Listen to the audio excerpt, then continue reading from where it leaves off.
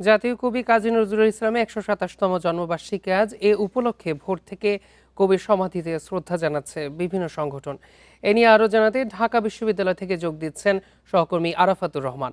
আরাফাত, তার অনুরাগীরা জয়ন্তী উপলক্ষে সমাধিস্থলে আসছেন, কেমন ভিড় দেখছেন এবং কি বলছেন, তাদের অভিব্যক্তি কি? আসলে সকাল ৬টা থেকে যে অনুষ্ঠানটি চলছিল সেই অনুষ্ঠানে এখন একটু টান পড়েছে, অর্থাৎ ঢাকা বিশ্ববিদ্যালয় নজরুলের যে ইনস্টিটিউট বা অন্য যারা ছিলেন তারা এখন এখান থেকে আসলে আস্তে আস্তে চলে যাচ্ছেন। এখন মূলত আসছেন হচ্ছে ব্যক্তি পর্যায়ে যারা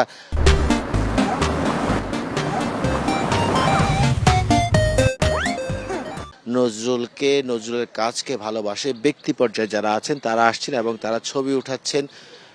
কেউ গান গাইছেন, কেউ আবৃত্তি করছেন, কেউ আবার প্রার্থনা করছেন, মোনাজাত করছেন। এখানে একটি বিষয় খুবই গুরুত্বপূর্ণ যে এইখানে আমরা গত ২ ঘন্টা ধরে দেখছি যে যেমন মুসলমান সম্প্রদায়ের যারা আছেন তারা এসে দোয়া করছেন, আবার একই সাথে দেখছি যে হিন্দু সম্প্রদায়ের যারা আছেন তারাও কিন্তু আবার এখানে এসছেন এবং তারা তাদের মতো করে শ্রদ্ধা নিবেদন করছেন। সকালবেলা এখানে রাজনৈতিক নেতাদের ভিতরে রুহুল কবির রিজভী আহমেদ সহ ঢাকা বিশ্ববিদ্যালয়ের ভিসি, নজরুল পরিবার এবং ভক্তরা এসছেন এবং শুধুমাত্র ঢাকা না, ঢাকার বাইরে থেকে, কেরানীগঞ্জ থেকে এবং নজরুলের যে সাহিত্যকর্ম বা কর্ম যে যারা অধ্যয়ন করেন তারাও এখানে এসছেন। এবং পরিবারের পক্ষ থেকে একটি দাবি ছিল যে নজরুলের যে জন্মবার্ষিকী সেই দিনটি যেন জাতীয় ছুটি ঘোষণা করা হয়, সরকারি ছুটি ঘোষণা করা হয়।